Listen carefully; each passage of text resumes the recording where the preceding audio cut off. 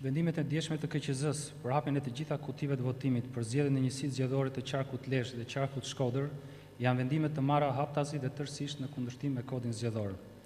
4 anëtarët e KQZ-s nuk mundën që as edhe formalisht të paraqesin një shkak apo dhe një pretekst ligjor për këtë vendimarrje.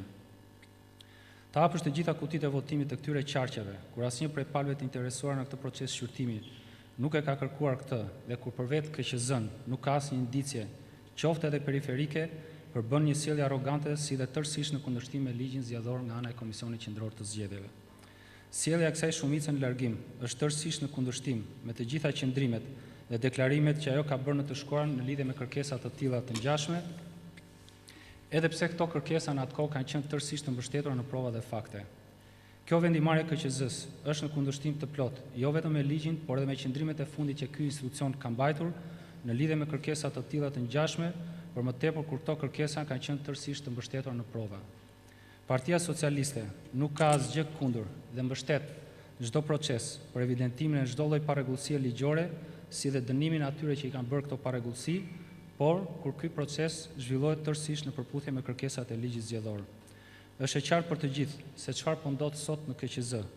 është rrjedhoja e presionit politik të pakicës në largim. Edhe pse nxitësit e kësaj iniciative, ashtu sikurse edhe Partia Socialiste, e kanë të qartë se në fund të fundit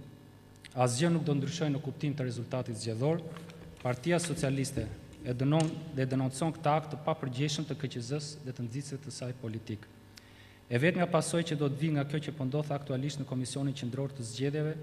është kompromitimi akoma dhe më shumë i vlerave profesionale dhe integriteti profesional të 4 anëtarëve të mbetër në detyrë të Komisionit Qendror të Zgjedhjeve, si dhe kompromitimi i vullnetit të shumicës qeverisëse në largim për të bërë një rotacion qeverisës të denjë për një vend evropian.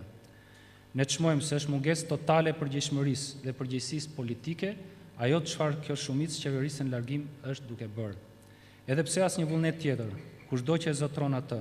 nuk mundet të ndryshojë rezultatin e zgjedhjeve të 23 qershorit, Partia Socialiste do të ndjekë dhe do të zbatojë të gjithë mekanizmat ligjor dhe politik për të dënuar